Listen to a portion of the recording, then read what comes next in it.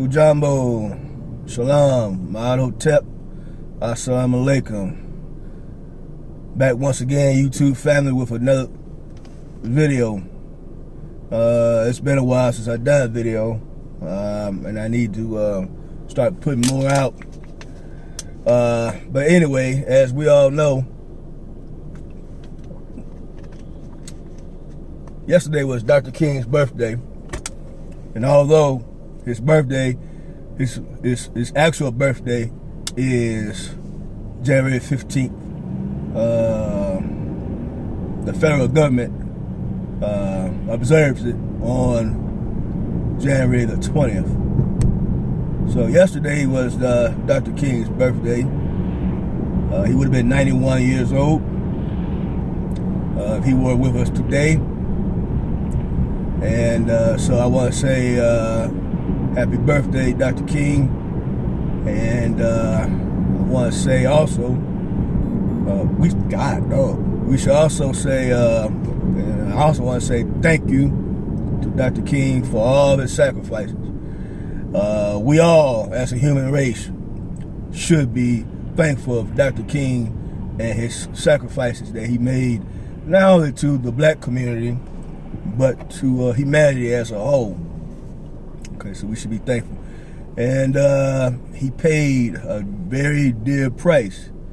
And the ultimate price he paid was his own life. He gave his own life for humanity as a whole. But, and particularly the black race. He gave his life. He gave his life, literally.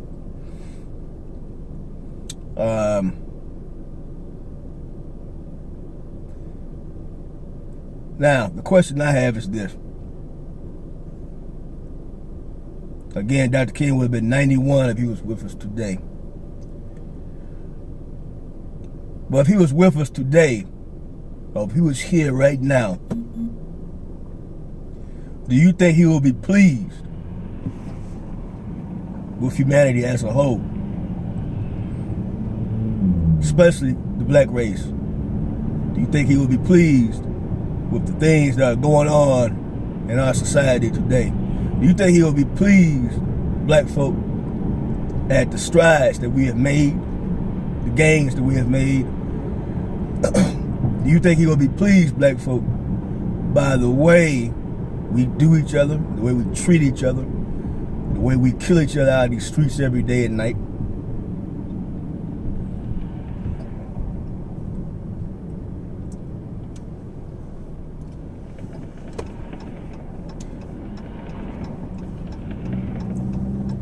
Do you think he'll be pleased by our actions? I have to humbly submit to you that I think not only will he not be pleased, he will be very angry at us. He will be like, this is what I died for? I died for this?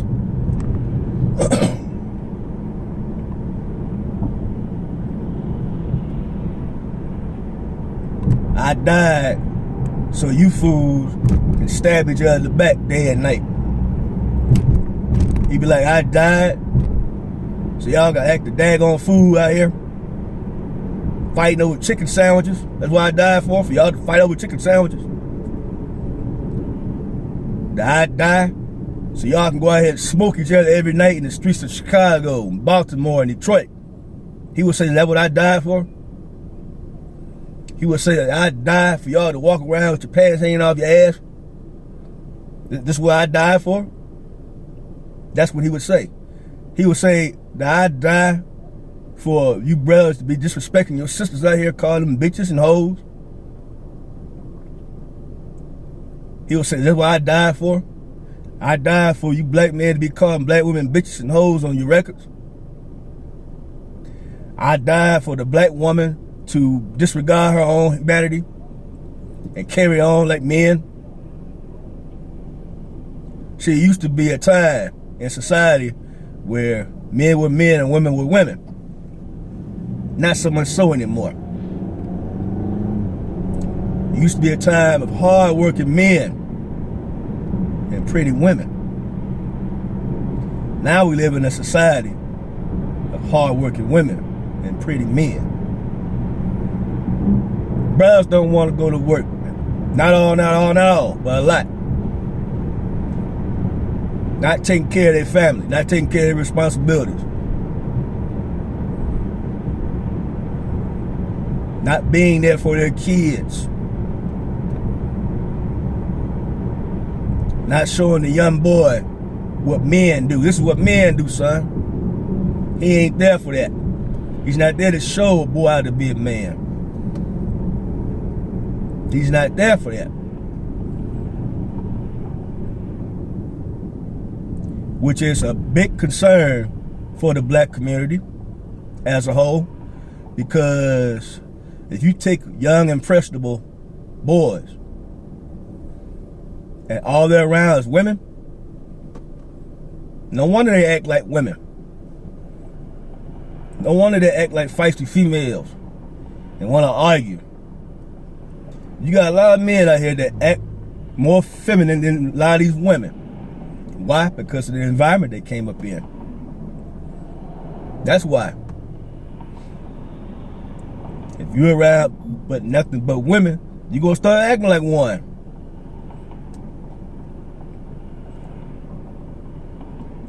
So when you get into a heated confrontation, instead of you handling it like a man, and let's sit down, let's chop this thing up, my brother. You know, we ain't got to go there. No, we want to let the feminine energy in us come out. That's when we want to start fighting. Not using our mind to say to ourselves, you know what? We need to squash this. We're going to squash this like gentlemen. No, you want to act like a female and want to argue. And then arguments lead to fights. Fights lead to violence, other violence. Mainly shooting. Dr. King will be like, is this what I died for? This is what I sacrificed my life for?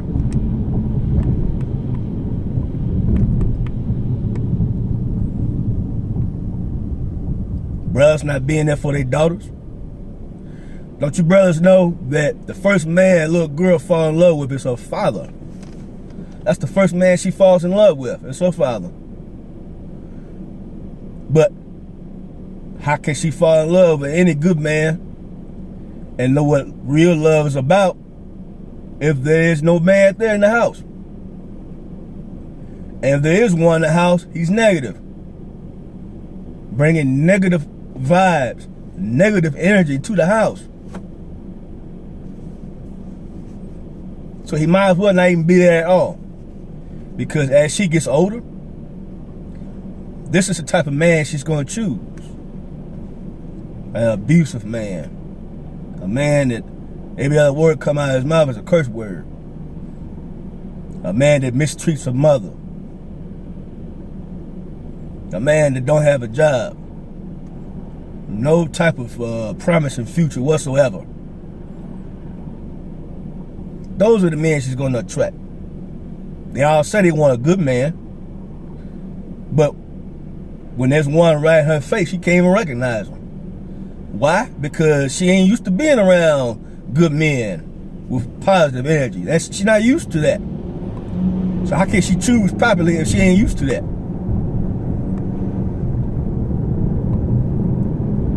Dr. King will be like, is this what I died for?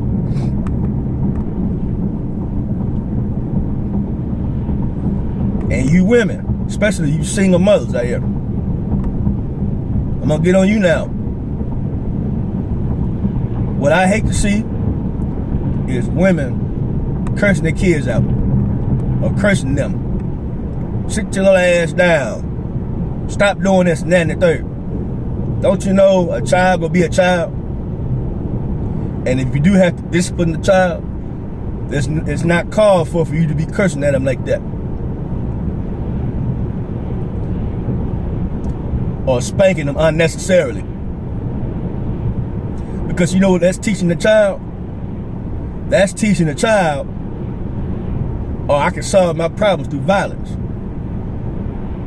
Instead of sitting down with a person and reasoning with them. No, we're going to sell this through violence. That's what you're teaching the child.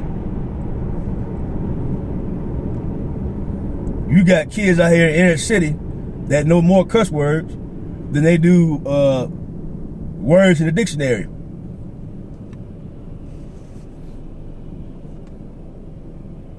They know more curse words than words in dictionaries. They should be learning every day to be able to compete in this world.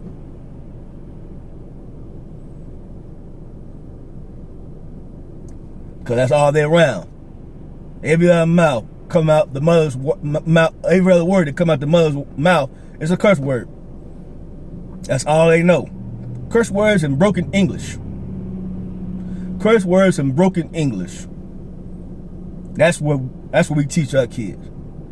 Now, how are they supposed to be successful in a world where success is required for you to be anything in life if all you know is curse words and broken English? How are these kids in inner city supposed to be successful if they're not taught the value of an education? How are the kids in inner city supposed to be successful if all they know to sell their disagreements is violence? A lot of the things that's going on in the inner city with these kids and these adults, you know, they have a kid mentality because they might be grown physically, but mentally they still have the mentality of a child.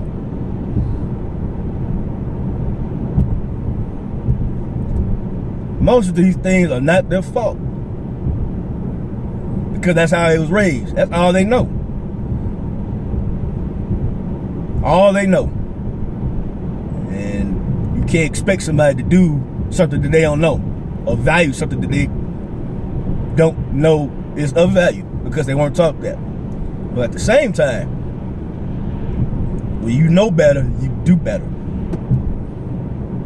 So a lot of times we as a people like to use crutches. I'm this way because of this. I'm this way because of that. Well, if you find yourself in that situation, there's a word and it's called change. And like I just got done saying, when you know better, you do better, right? So it's up to us as a people to change ourselves from within. And we got to stop waiting on the system to change.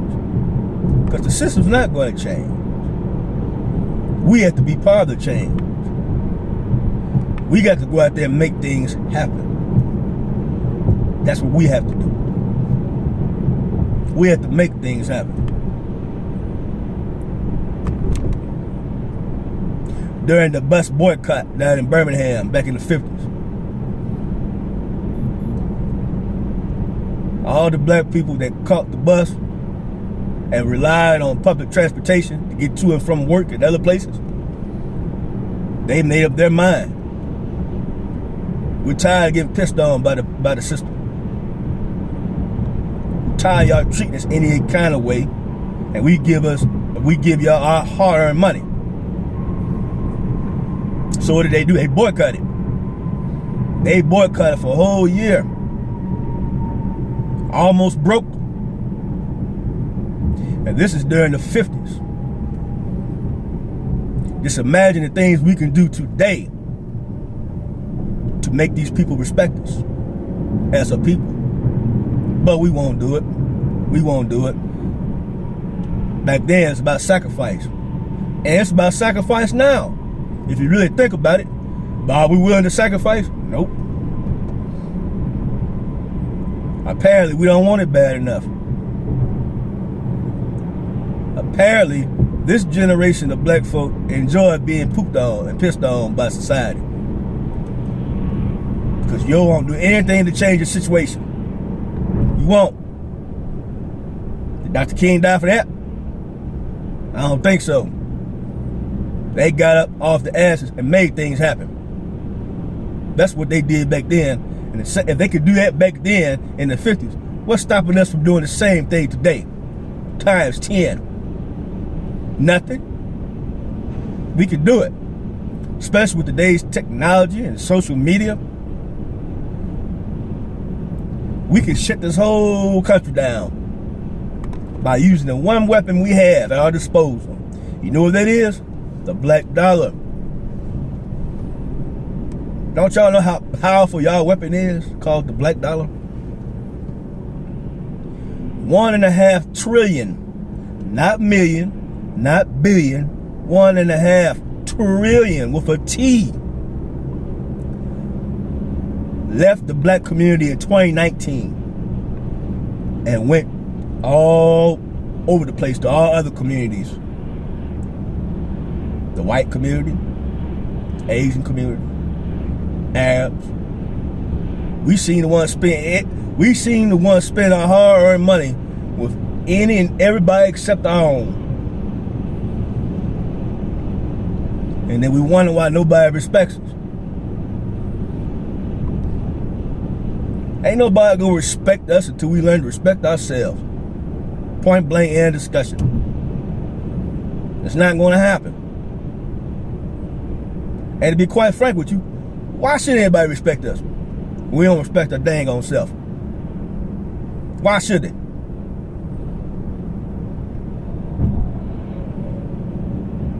Why?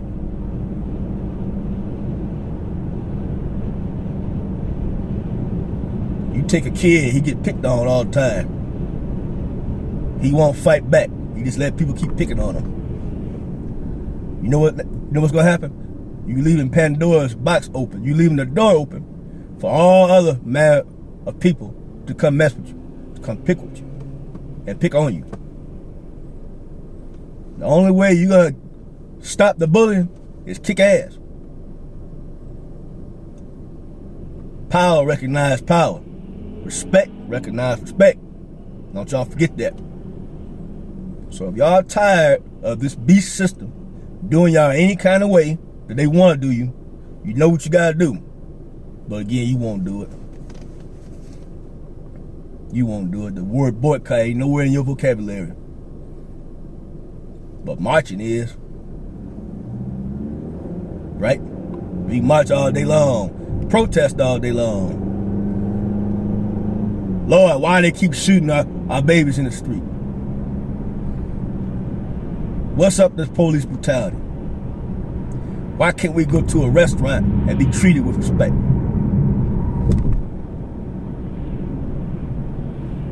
Look here. These things will continue to happen to black people until we start standing up for ourselves and we start to say we're not taking this crap no more. And we are going to boycott y'all. Do y'all know with our black dollars, 1.5 trillion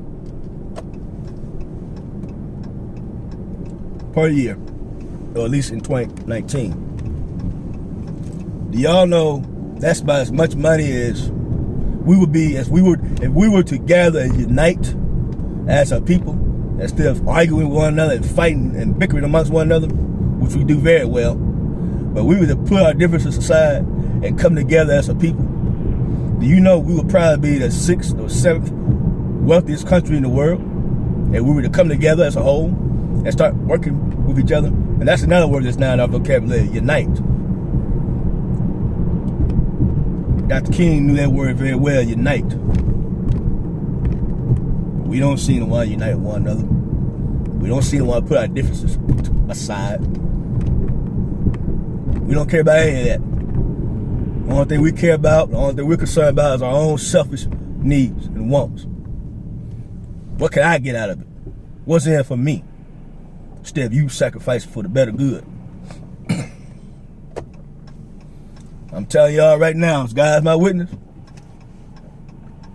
if we continue down this path that we're on right now, I'm gonna tell you some things not gonna get no better for us as a people. I promise you that. It's gonna get much worse before it gets better. We got to start standing up for ourselves and making people respect us. Respect is not given, it's earned. But that word respect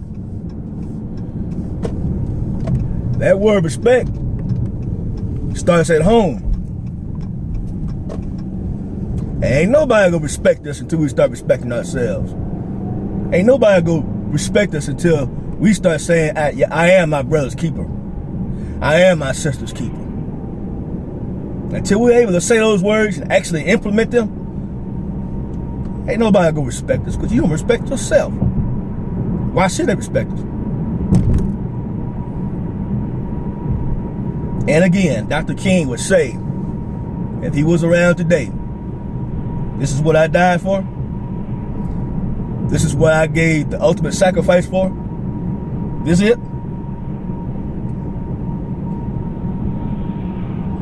For y'all to be out here acting the daggone fool every night. This is what I gave my life for. He'll be like, I gave my life for black folk to be the laughing stock of the world.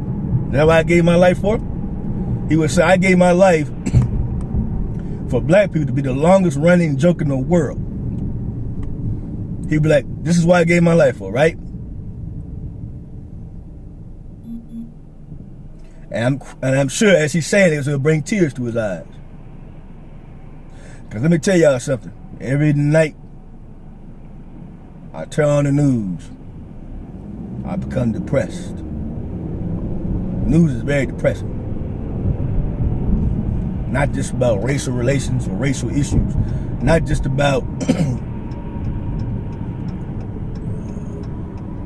all the violence that's going on in America's streets, and then